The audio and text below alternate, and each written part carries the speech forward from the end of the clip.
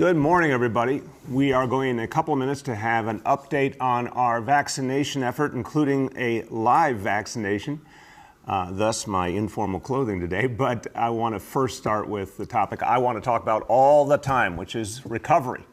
A recovery for all of us. That means a recovery that's lasting, a recovery that reaches every neighborhood of this city, brings back the life of the city, the vibrancy, the jobs. And good news today, Google, a company that has had a long positive history in New York City, plans to invest $250 million more in New York City during the year 2021. Now, Google is an important, large company. Obviously, they've been here for over 20 years, and Google considers New York its second home. The commitment that they are making will continue to expand their presence here. So they're going to continue to develop their Hudson Square campus. 11,000 jobs already in New York City. That's going to go up to 14,000 in the short term. So 3,000 more jobs coming, and I expect that number is going to grow even further. So thank you to everyone at Google for continuing to believe in New York City, and we're seeing this across the whole technology community. Tech community is doubling down on New York City.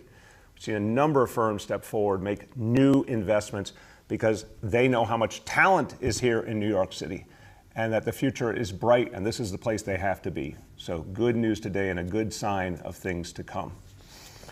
All right, now, recovery for all of us means reaching people in every neighborhood. It means addressing the issues that have come out during the coronavirus crisis, addressing the disparities that have been so sharp.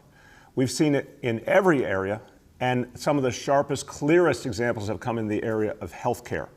So let's talk about mental health. This is a need that we've been working on in this administration for the last 7 years intensely.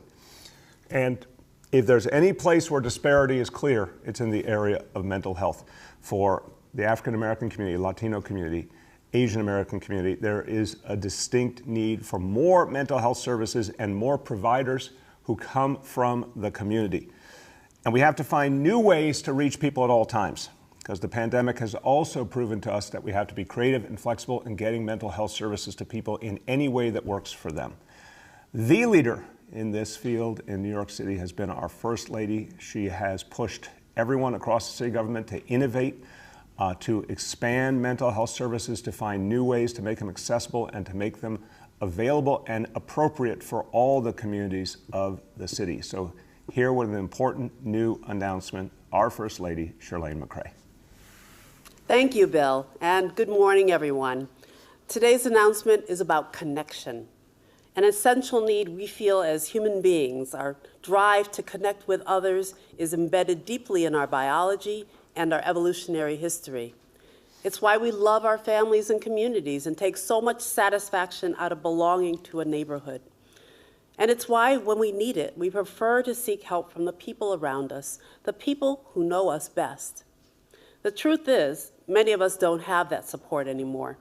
Maybe we came from another country or state and left our family behind, or maybe we just don't know our neighbors that way. But we still yearn for that connection in times of happiness and celebration, but especially in times of crisis. This past year, our communities of color have needed that kind of support more than ever. They have seen more death, felt more grief. They have lost homes and jobs. They have been subjected to hate, harassment, and violence. And they have gone through it all while already being underserved in so many ways. Communities Thrive is about bringing the support people need closer to where they live, to a familiar setting. We will help 30 community-based organizations team up with health and hospitals, taking advantage of the massive telemental health support system Health and Hospitals has created over the past year. Health and Hospitals has already hosted more than 1 million telehealth sessions with New Yorkers, including 200,000 telemental health visits. That number is both remarkable and painful to imagine. Community-based organizations will be able to refer their clients directly into the Health and Hospitals program. In turn, these organizations will work with our health and hospital providers to make sure they are fully understanding of the communities they serve and providing culturally responsive care. This is teamwork at its best. It means people of color will get the care and support they need from professionals who really understand what they're going through. A few months ago, I visited one of the Korean Community Services locations in Queens. And this is an organization that I've met with before. I have spoken with the doctors, nurses, and staff, and I am always impressed with the extraordinary number of volunteers who show up day after day to help take care of their own. They speak the language, they know the family histories, and they have real relationships with parents and children. These community organizations are key to providing the kind of safe spaces where the most important conversations about mental health can begin, without stigma. Now, with Communities Thrive, this is exactly what will happen. Thank you. Thank you so much, Shirlane. And when you talk about the need to overcome stigma, and this is something that you have led the way on, starting a very different conversation years ago in this city that brought the questions of mental health out in the open in a way that really helped people to think differently and help people to come forward and get the help they needed and not feel bad about it. This has been a huge, huge change in the city. A lot more to do. But I'll tell you what's so amazing. I have had people come up to me. Even in the last week, I have been in different locations all around the city talking to folks about the vaccination effort and bringing back culture and all. And when people talk to me about mental health, which they often do, they say, our community has a problem with the stigma that we need to overcome. But what's amazing is the phrase, the sentence is the same, but the faces change. It's people of all different backgrounds, but each says, my community has a problem, we have to find a way to overcome it. But it's all of us. It's a New York City problem, it's an American problem, it's a human problem. So this effort to really engage people all over the city through telemental health is going to make a huge difference. Every person who experiences mental health services and has a successful experience tells the next person, helps destigmatize, helps demystify, helps get people what they need. Now, here to tell us about the impact this is going to have on his district in Queens, and I want to thank Councilmember Peter Koo because he has been outspoken, fighting for the people of his district, Flushing and other communities in his district, and speaking up for their needs, including making sure that the support we provide is culturally appropriate, is in multiple languages, and reaches people in a way that they can feel.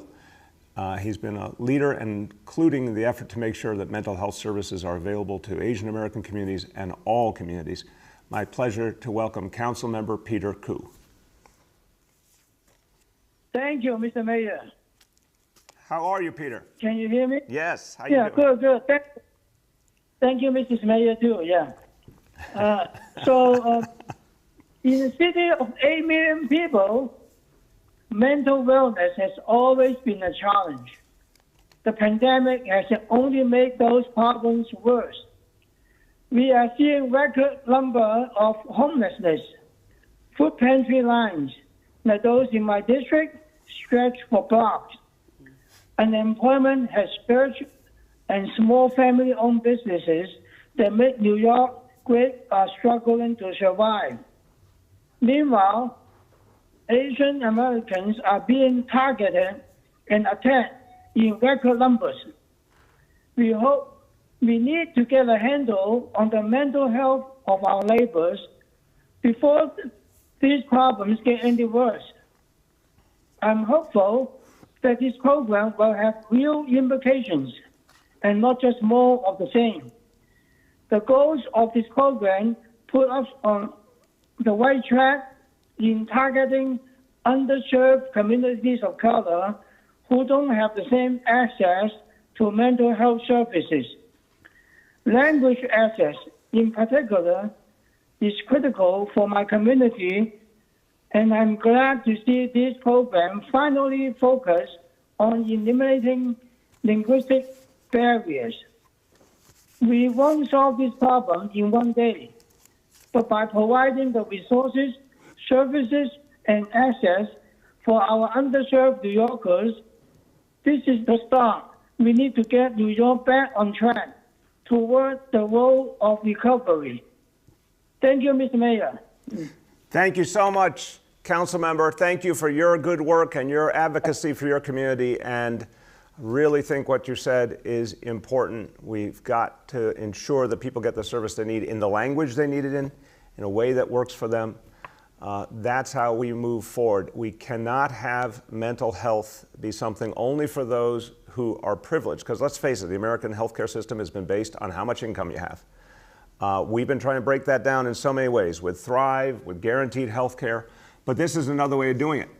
Reaching to communities that have had fewer advantages, making mental health services available for them in an easy, free way. We are really excited about this. So thank you, Council Member, for your support.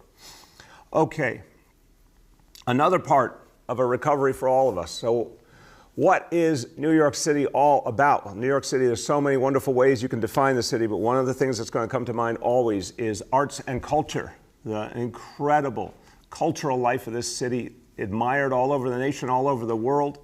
People come from thousands of miles away just to experience the culture of New York City, and we are blessed to have it right here in our backyard, and it's part of who we are, and it's definitely going to be part of our comeback. So this week, the announcement, I was really pleased to be with folks from the Public Theater at the Delacorte Theater in Central Park as we announced Shakespeare in the Park coming back.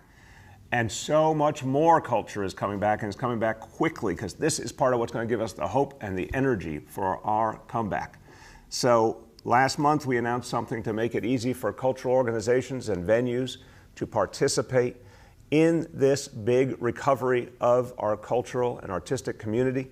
The Open Culture program gives space to artists, to performers, outdoors, on the streets, in the parks, everywhere where we can gather people safely to experience amazing performances and feel the energy coming back to this city.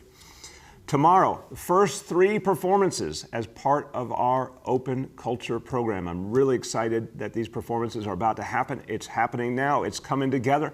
And I'm really excited that it's happening all over the city. So tomorrow at the ID Studio Theater in Mott Haven in the Bronx, an event of remembrance featuring drumming, spoken word, hip hop, and poetry by Bronx artists.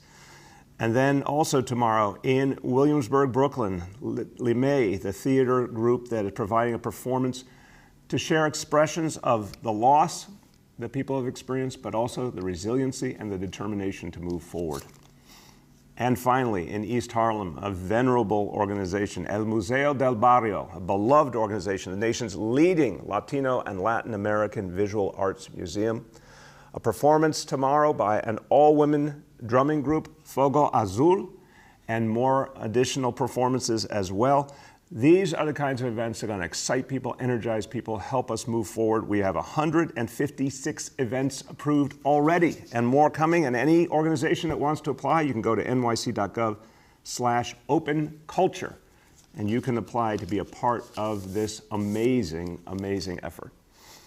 Okay, well, every day we talk about vaccine and the vaccination effort, so that time has come. Now, first, let me give you the overview. The overview today is a very good one. Again, we have passed 3 million vaccinations from day one, and the number's climbing rapidly. Today, as of this moment, we have had 3,077,584 vaccinations.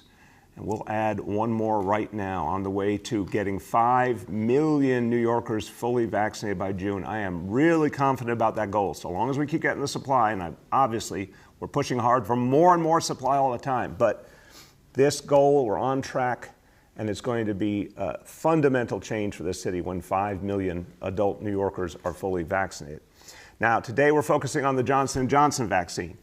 I've been talking about it, Dr. Choksi's been talking about it, Dr. Katz, Dr. Varma, everyone's saying the same thing. The Johnson & Johnson vaccine is safe and effective. The Johnson & Johnson vaccine is easier for our healthcare community to use because it requires less refrigeration. The Johnson & Johnson vaccine takes only 1 dose and you're done. And I remember when I was up in Co-op City a week or 2 ago, talking to residents there who were looking forward to the Johnson & Johnson vaccine because they wanted to do one and done. They were happy it was only 1 dose. And a bunch of people said to me, they know the brand name Johnson & Johnson. They're familiar with it. It actually made them comforted. They knew the baby powder and so many other things, and they were comfortable with it. So I want to quote Dr. Choksi before he steps forward, because he had, I think, the quote of the year when he said, in answer to folks wondering about different vaccines and how and when to get vaccinated, he said, the best vaccine is the one you can get now. The best vaccine is the one you can get in your arm as quickly as possible to protect yourself and your family and your community. So let's do that right now, Dr. Choksi. I will hold this up for you. Thank you, sir. How are you feeling? I am feeling very well, doctor. Ready to go? Yes, my dear. Thank you for your moral support.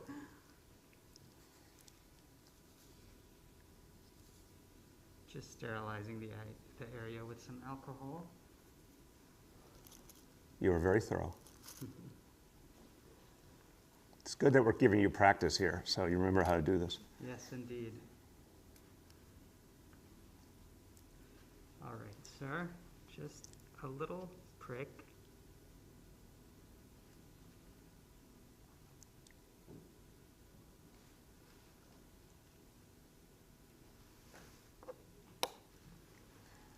Okay, doctor, you have to tell me when you're going to give me the shot, though. I mean, this is going on a long time. Just give me a warning when you're about to give me the shot, okay? We're all done, sir. Very good. All right. Thank you. Thank you, team. And just a little bandage for you. I'm going to give live commentary now. First of all, you're very good at that. Thank you, sir. You should be health commissioner. So I'm like amazed. I've gotten flu shots, obviously. This really, I could barely feel it. I'm not joking here. That was great. Well done. I forgot some of the most important parts, sir. Yes. First of all, your vaccination card. Okay, there it is. I'm official. Joining the 3 million now. And a pen. I thank you. I'll put it right here above my other symbol. So that was easy. So I want to tell everyone that's really easy. I can now attest personally. No, for anyone, if you've had a flu shot or anything like that, it's really, really the same. It's just done. You feel it for a second, then it's over. And we will report on the next 24 hours. Very normal. People have a little bit of reaction for the first 24 hours, as with a flu shot and other vaccines. But great feeling when you know you've been vaccinated and you can protect your loved ones and your family and your whole community. So thank you, doctor. Well done. And everyone, again, I have total faith in the Johnson & Johnson vaccine. That's why it's now in my arm. I totally believe that this is a safe, effective way to protect ourselves. And we need it, because we need the supply and we need the ability to get people done with a single shot. So this is what makes a huge difference for all of us. Okay, let's go to our indicators. Number one, daily number of people admitted to New York City hospitals for suspected COVID-19. Okay, today's report, again, below that threshold. Now, we have a long way to go. We got to see a much longer trend line, but this is good. 194 patients. Confirmed positivity rate, again, this varies a lot by day, but encouraging, 33.01%. Hospitalization rate today, 3.7 per 100,000, getting better. And then on new reported cases on a 7-day average, today's report 2,592 cases, and percentage of people testing positive citywide for COVID-19. Today's report on a 7-day rolling average, 6.42%. Okay, I'm going to say a few words in Spanish, and the topic is the topic of the day, Johnson & Johnson vaccine. Hoy estoy emocionado de recibir la vacuna para COVID de Johnson & Johnson. La vacuna es segura, eficaz y muy importante para la seguridad de mis seres queridos. Todos los neoyorquinos, todos deben vacunarse. Así es como vamos a vencer al virus y recuperar nuestra ciudad. Okay, with that, let's turn to our colleagues in the media. And please let me know the name and outlet of each journalist. We'll now begin our Q&A. As a reminder, we're joined today by First Lady McRae, by Dr. Choksi, Dr. Katz, Thrive NYC Executive Director Susan Herman, the Director of Citywide Events, Ellen Canfield, and Senior Advisor Dr. Jay Varma. First question today goes to Andrew Siff from WNBC. Good morning, everyone, and Mayor, I hope your arm doesn't hurt too much after that shot. My first question is, Yesterday, Governor Cuomo announced that indoor fitness classes, yoga, dance, and boutique fitness could resume in New York City next week. Was your health department notified in advance of that announcement? And if your health officials could weigh in on how it is that on Tuesday they told us that those classes could not safely resume, that now we're told on Wednesday that they can safely resume. Well, Andrew, you are identifying a mystery that we all should focus on. The state of New York continues to make decisions without consulting the city of New York or our health experts or any locality, and this is why we need local control. It's just troubling to me that our healthcare team has said very clearly this is not what they would have done, and the state just doesn't care. I put out a statement and said we're going to do our best to implement this rule safely because the state has the legal right to do it, but it's not what we would have done.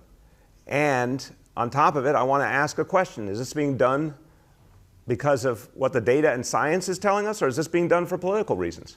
Because it sure as hell looks like a lot of these decisions are being made by the governor because of his political needs. So that's my statement. As to the specific, were they consulted what they think of it, let me turn to Dr. Choksi and then Dr. Varma. Thank you, Mr. Mayor. We were not consulted on this specific decision, and as the mayor has said, this is an area where we've expressed concerns about the risk of spread of COVID-19, particularly because it's an activity that combines being indoors, being in groups, and not being able to easily and consistently wear masks that don't get wet. And for all of those reasons, we had expressed concerns about it. Now, as the mayor has said as well, we will take all appropriate health and safety safeguards to reduce the risk when indoor fitness classes are allowed to resume on Monday. Yeah, and Dr. Varma, if you'd speak to this too, again, with you look at the national picture, the international picture, there's a reason we have not thought this made sense. Could you speak to that? Great. Thank you very much, Mr. Mayor. Yeah, just to reiterate to people, this is an important area where people need to be careful. We have seen data from outbreaks here in the United States as well as internationally. Some of these very large outbreaks, because a fitness class, of course, can involve a large number of people in the same place together. And so this is an area where people need to be extremely careful because we have very clear evidence of events around the country and around the world. So we'd really advise people, if they are going to participate in this activity, since the state is now allowing it, to make sure they follow all the precautions that we've talked about, similar to indoor dining. Make sure you're getting tested regularly. Make sure you're adhering to all the precautions when you're there. Make sure everybody in the class and the facility itself is sticking with the precautions, particularly regarding distancing and making sure everybody adheres to masks. And then, of course, getting tested frequently, because that's going to be important. And then finally, maybe keep a record of all the places you've been, because if you do test positive, your contact tracer is going to want to know about it so they can notify the facility. Thank you very much, Doctor. Go ahead, Andrew. But to be clear, Mayor, and to the medical professionals, isn't what the state is saying is that these sites can open next week, but they don't have to? And do you not have the authority as mayor or as health commissioner, if you have true medical and scientific concerns about this, to prevent them from opening? Look, I'll start and I'll turn to Dr. Choksi. Andrew, again, the state of New York usurped local control, local power, took away the normal democratic process at the beginning of this crisis. It has not been restored. It's clear as a bell. Talk to, if you want, we'll have our legal team talk to you about exactly why it is the way it is. But it's not right. This is a decision that should have either been made carefully in consultation with the health leadership in New York City, or should have been one where the state deferred to New York City. We're 43% of the state's population. We're 8.5 million people. Give me a break. We would be a huge state unto ourselves. This is not something the state should have done without us. But legally, they do have the right, whether I agree with it or not. Go ahead, Doctor. Sir, what I would add as the city's doctor is for people who are thinking about whether or not to participate in higher risk activities, please consider that carefully. We remain in a period where we shouldn't be throwing caution to the wind.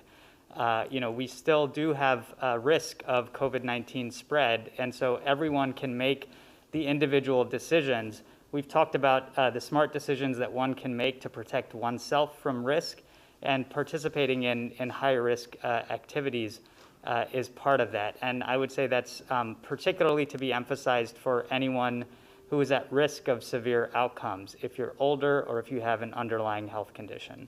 Thank you. Go ahead. The next is Shant from the Daily News. Yeah, good morning, everyone, and congratulations, Mr. Mayor, on getting vaccinated. And Shant, I want to give you extra credit for being an intrepid reporter. You were there at 6:30 in the morning yesterday. I was impressed. Yeah, thank you. I wouldn't have missed it. Very different vibe this year, of course. So yeah, as far as the vaccination goes, Governor Cuomo got vaccinated yesterday in Harlem. You're getting vaccinated today. Did your decision to get the shot today have anything to do with the governor's decision yesterday? No, Shant. As soon as the new guidance came out for public-facing public officials, I decided it was the right time. Obviously, I qualified. And I really wanted to promote the Johnson & Johnson vaccine and do it in a very visible way to make sure people know it's safe. I think it's important for people to see. I have total confidence in it. Our health commissioner has total confidence in it. He got it too. And we want to spread that word. Go ahead, Shant. Yeah, and I also wanted to ask about the mental health initiative you and the First Lady just announced. I mean, if I understood Councilman Koo correctly, he was sort of tying that into the challenge of dealing with hate crimes. Yeah, just any thoughts in that vein? How much you see the undertaking you launched today potentially addressing hate crimes, and just what the city's role is in bringing a mental health lens to the rise in hate crimes against Asian Americans? Thank you. It's a great question, Shant. I'll start and I'll turn to the First Lady. I think when people are dealing with stress, when they're dealing with fear, and it's very legitimate fear, whether it's the pandemic or this horrible rise in hate against Asian American communities, that exacerbates so many other challenges. And people need an outlet. They need somewhere to turn. And it needs to be in a way that works for them.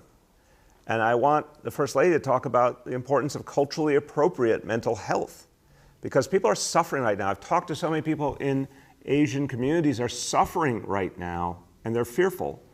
And that means they need more help and more ability to turn somewhere, but it's got to work for them. First Lady. Yes, you said that very well. Unfortunately, the pandemic has increased the amount of isolation that so many people are in. And our communities of color don't necessarily have access to many of the support services that other communities do. They may not even have access to broadband. Now imagine what you would do without your phone or your computer and not be able to connect to a wider variety of services and people who can help you when you're going through a tough time. You know, the violence in the Asian American violence and the violence in other communities brings on tremendous stress, tremendous. I can't overemphasize it. In addition to everything else that is going on, food insecurity, fear of being evicted, there's so many stresses. This is another way that people can connect to those who can provide ongoing care. And the wonderful thing about this is that it's going to be provided right in their community. They don't have to go somewhere else and deal with a lot of different people. You can go to someplace familiar, a community-based organization where perhaps they're already receiving services, and get connected to ongoing care.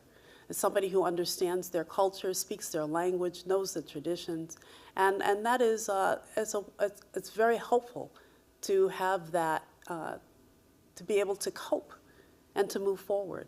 Amen. Go ahead. The next is Jenna DeAngelis from WCBS. Hi, congratulations on getting your vaccine. I'm joining my colleagues in congratulating you. Thank you so much, Jenna. How you doing today? I'm good. Thank you for asking.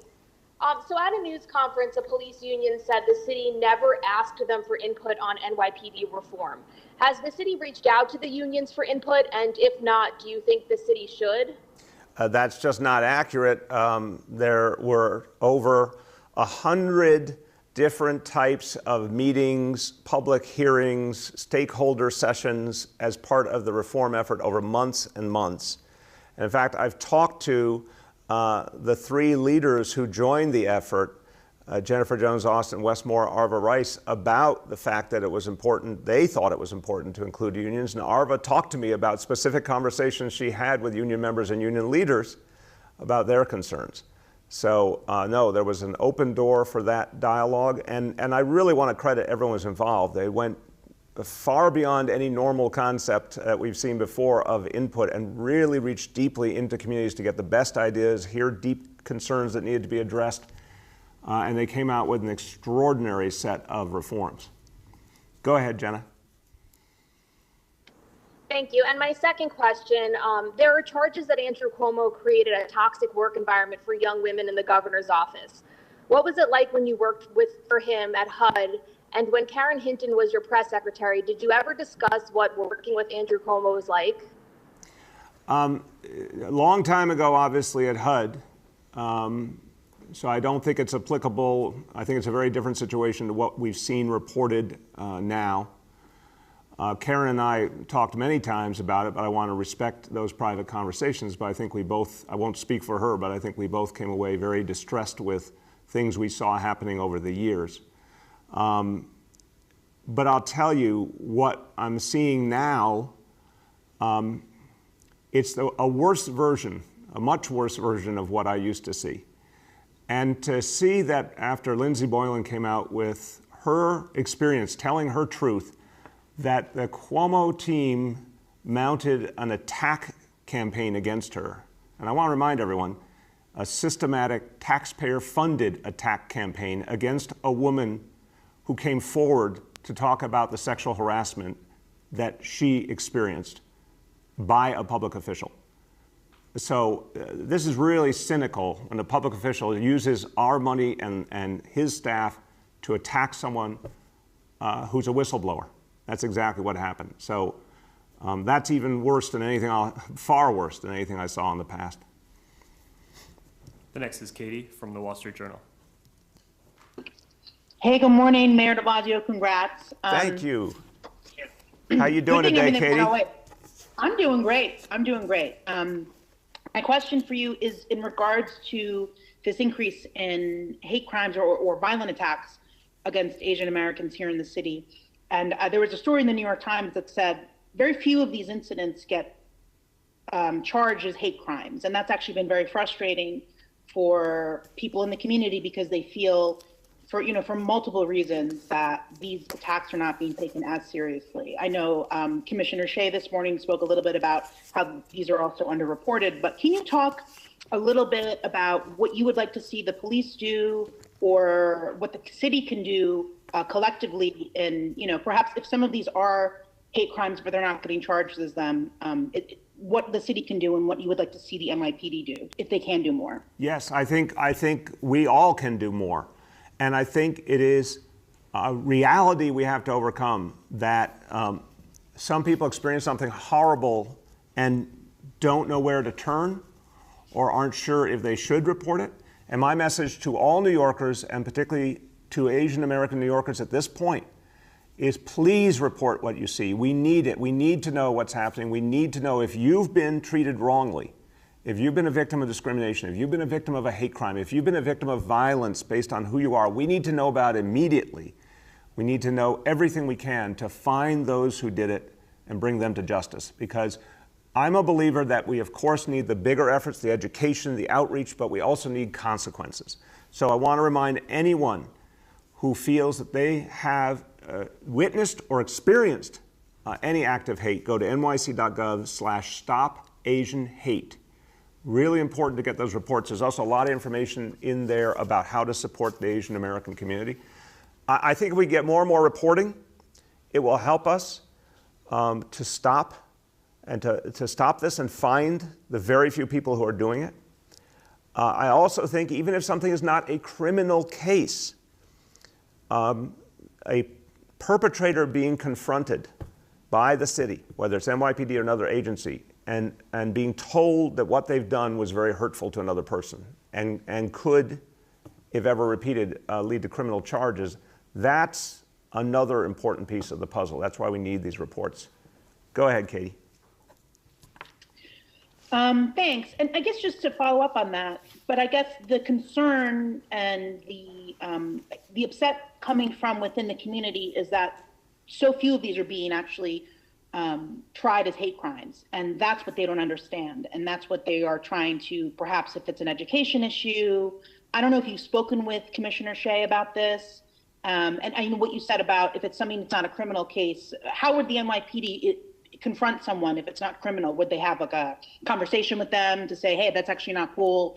How would that work? Well, that's exactly what happens, whether, again, it's NYPD or it could be other agencies as well, but NYPD is a great example. One of the things officers are trained to do is to give warnings. If someone has done something wrong, but not rising to a criminal level, it's perfectly appropriate for an NYPD officer to talk to them to say, that was not appropriate, and if you did that on a higher level, that would be a crime, and I think that has an educating impact on people. I think it has a sobering impact that we need. That's why we need every report. By the way, if something might be a crime, if it's not 100% clear, the NYPD is going to investigate. I assure you, if an NYPD officer calls you or shows up at your door to ask about something you did, that makes people think twice, and we need that. We also, in the reform report that we have put together in these last weeks, based on hearing communities, we put in there a new policy to widen the definition of what would qualify as hate crimes and to widen the tracking, improve the tracking of hate crimes. This is a problem, and let's be blunt and honest, it's a problem that emerged particularly in the last 4 years in this city and in this country. We all know that the forces of hatred were unleashed by Donald Trump. That is not a news flash. We know more and more hate speech has occurred. More and more people who are hateful have felt emboldened. We've got to deal with that aggressively. And part of it is to report everything, track everything, and anything that might be criminal, prosecute, and anything that's not criminal, still follow up on aggressively so people feel the presence of law enforcement in the city, watching them to make sure this does not happen again. The next is Henry from Bloomberg. Henry? Oh, I'm sorry. Here I am. There you go. How you doing? I'm doing well. How are you? Good, man. I guess my first question has to do with these PACs that are affecting the mayor's race. Sean Donovan, a story in the Times today about his PAC, where his father is raising more than $1 million. And Ray McGuire raised $3 million in a month. Some people contributed $500,000 or more. What's your reaction to this in terms of how it affects city politics and the race for mayor particularly? Well, I'll say the simplest thing, Henry. We passed a referendum a few years ago. I'm very proud of it, to make our campaign finance system, I think, the best in the entire nation. Because now people can run for even mayor of the nation's largest city and never turn to a high donor ever. That's what we passed. That literally you could fund your entire campaign with grassroots donations and matching funds. I'm saddened to see any candidate work outside that system and focus on big money. That doesn't help us move forward. And I don't think the voters want to see that. I think they want people to participate fully in our very progressive campaign finance system that protects the voters' interest, because it's not about who has the most money, it's about the voices of everyday people. Go ahead, Henry. Okay. My second question has to do with my inability to question or interview people in the Situation Room who are evaluating the safety of the schools. I've been trying to do this now for probably 3 months. I don't like advertising a story that I'm interested in pursuing, but it's reached the point where the press offices of the health department, the Department of Education, they all tell me I can't do this, and I'm not aware of any national security interest or any other public safety interest that would preclude me from discussing these issues of public import with people whose tax money is paying for their salary. Can you explain to me why they are somehow sacrosanct and unreachable and unaccountable to the news media? No, I'm not going to explain that to you. I'm going to say we'll set up an interview for you with our buildings commissioner, Melanie LaRocca, who has done a brilliant job running the Situation Room. I think it makes total sense. We're very proud of the work that's been done there. It has helped us keep the nation's largest school system up and running and safe. The Situation Room is one of the biggest innovations that was part of this gold standard of health and safety elements that made New York City public schools the envy of the nation. We created the Situation Room. That was a brand new idea. It's been working. Commissioner LaRocca has done an amazing job. We'll make sure you can interview her and some of the other people who participate. The next is Emma from the New York Times. Emma? Hi, good morning, Mayor. Sorry about that. Hey. I wanted to ask, first of all, with the vaccine, how do you feel emotionally right now? Have you been worried about getting the virus? Do you feel a sense of relief? I definitely feel a sense of relief. Also, I have been not so worried, but someone very close to me who may be on this panel has been constantly telling me that it's really important to not delay because this is something that, I'm out there with people all the time. And I wanted to really wait for a while because I thought it was important. But now that we've had 3 million vaccinations and the new standards came out for public officials, I think it really made sense.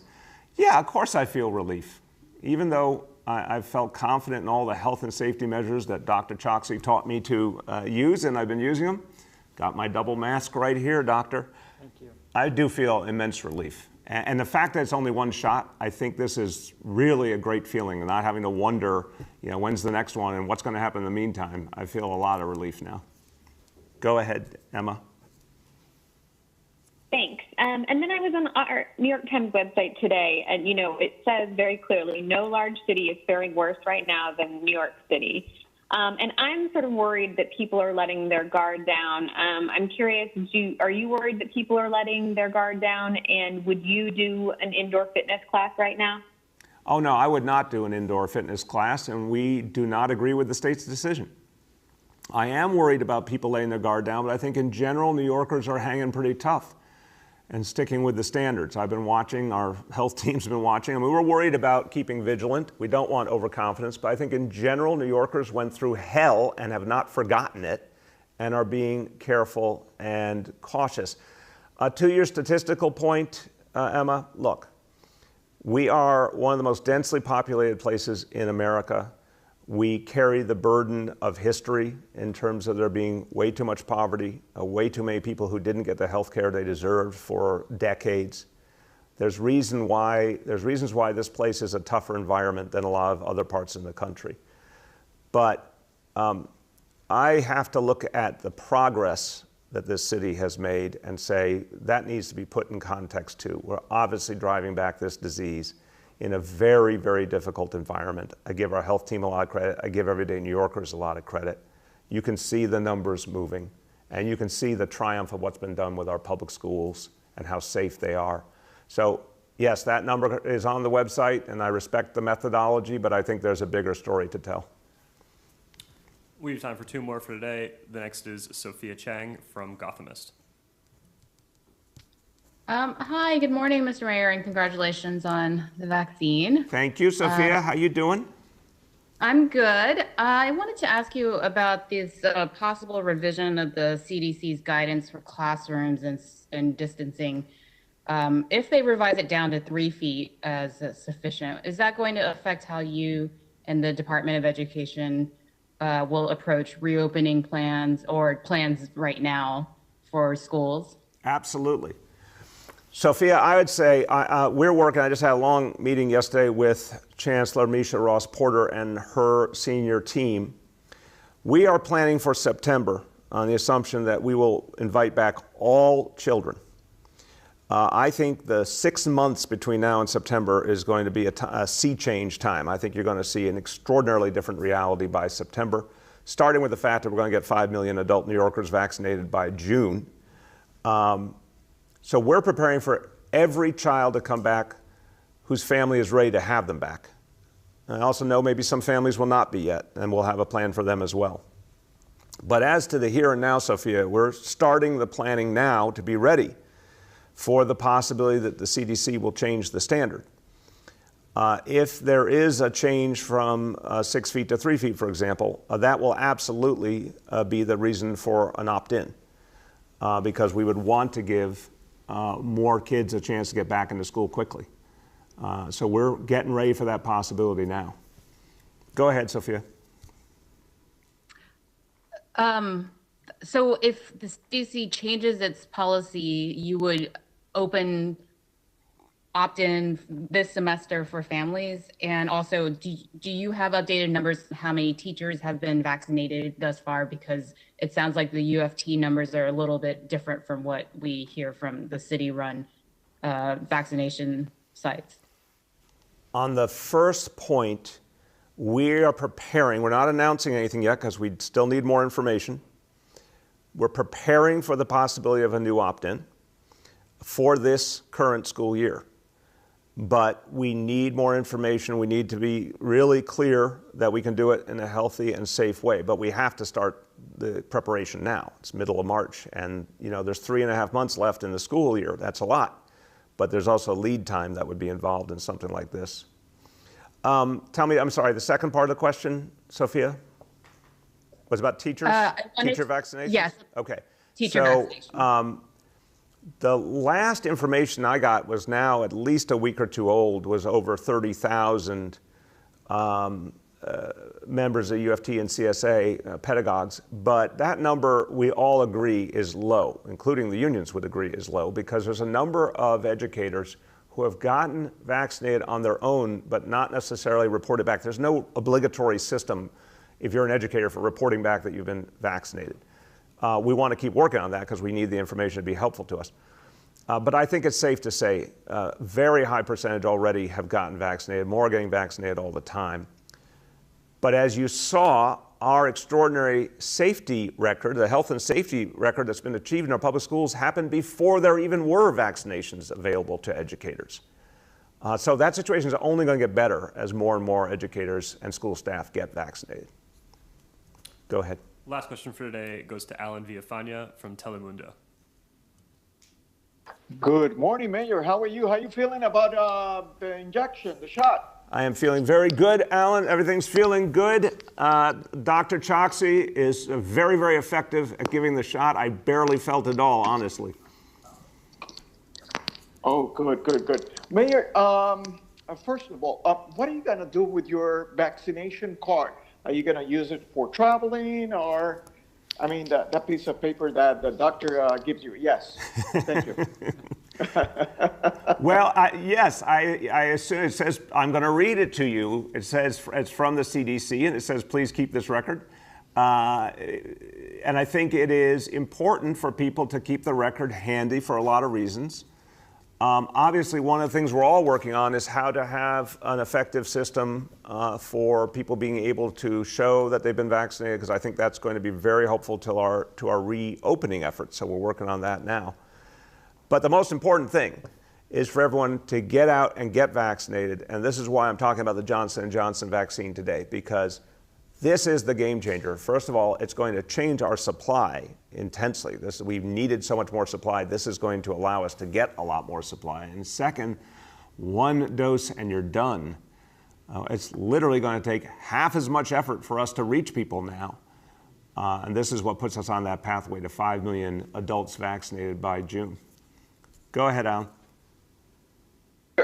We have found that there's people in the Latino community that, for a certain reason, they don't want to be vaccinated, especially among 65 and over. Is there something you want to tell them? Well, I want to get the doctors to tell them what they want them to hear. I'll start, but then I'm going to ask each of our doctors to offer their own statement. But Alan, this is what I'd say. To all New Yorkers, and to all seniors, and to all members of the Latino community, let's help each other. Let's move forward together. I know that people care deeply to protect their families. Well, the number one thing you do when you get vaccinated, you are protecting everyone in your home. And you're also able to see your children, your grandchildren, whoever it is in your life you love, you're able to see them again. It makes all the sense in the world. Now, the doctors will tell you why it's safe. I know it's safe because it's in my arm. I made that choice. I was comfortable doing it based on all the research that I had done. But I want you to hear from the doctor. So I'll go to let's get Dr. Katz in first because he hasn't had a chance yet. Dr. Katz, then Dr. Varma, and we'll close with Dr. Choksi. Well, thank you very much, Mr. Mayor. And these are conversations I have every week in my primary care clinic at Gouverneur. Almost all of the patients I take care of are people of color, African Americans, monolingual Spanish speakers, Asians. And it's not at all unusual for a patient to say to me, no, I don't want to get the vaccine. And I think what's important is then to not immediately jump to the explaining the science, but to openly talk to them about where they are. A question that I often ask my patients who say they don't want to be vaccinated is, tell me what would make you more or less likely to get vaccinated. Right, and I ask it in that way because I want to be neutral. I want to go where they are, to start where they are, and really probe, well, what has caused them to feel that way? And then if you ask in a completely open way, people will tell you what the issue is for them. And I listen to that issue, and then I tell them that I feel that they would be safer, and as you say, Mr. Mayor, their family would be safer if they're vaccinated. And I find that if, as a doctor, I'm giving them that recommendation, many of them then say that they'll take it. Some of them say, I'm still not ready, and I'm like, that's okay. You'll tell me when you're ready. So I think being very open, supporting people where they are, is key to getting everyone vaccinated. Thank you, sir. Thank you. Dr. Varma. Yeah, no, I think Dr. Katz has really elegantly expressed how important it is for each of us, whether we're physicians, whether they're family members, whether they're work colleagues, to be an ambassador and to be sensitive to people's concerns. People are concerned because this is unusual. That is entirely appropriate. They're concerned because information changes a lot. You know, we're constantly getting updated. That's always a challenge for us, so that's a challenge for them. So I think Dr. Katz has really explained how important it is to really understand people's concerns. But the two messages that I find most powerful, maybe not necessarily at the one-on-one level, but sort of across the communities, are really for people to focus on this is the single best way to prevent severe illness and death. We know that all of the vaccines that are authorized are equally as protective at preventing severe illness and death. So that's a message about protection, how you protect yourself. And the second is vaccines are the surest way back path to the world we all want to be in, where we get to hug our loved ones, spend time with our friends, go to activities that we really love. So a message really about community and how we can get back to normal. So I think at the big population level, those are important, but Dr. Katz has really highlighted how important it is for us to also understand people's very real and appropriate fears and do our best to understand them and try to address them. Thank you. And Dr. Choksi. Sir, I'll just try to pull it together by saying we have a simple message. The COVID-19 vaccines are safe, effective, and they save lives. La vacuna es muy importante porque salva vidas. That's why we have chosen to get vaccinated for ourselves, for our loved ones, and for our city. Well said in multiple languages, Dr. Choksi. And look, as we conclude today, I think any New Yorker who has concerns, has questions they need answered, we want to answer your questions. We want to hear you, and we want to respond to you. Our health department, health and hospitals, everyone's out there. No question is wrong. We want to hear all the questions, but we also want folks who need that information, need that reassurance to get it so we can move forward. Johnson & Johnson vaccine, this alone changes the situation, helps us move forward. I'll give you reports every day on how I'm doing, but I can tell you I took this shot because I had total confidence in it. And I believe that if people get all the facts, they're going to want to get vaccinated. They're specifically going to want the Johnson & Johnson vaccine, and that's what's going to move us forward. Thank you, everybody.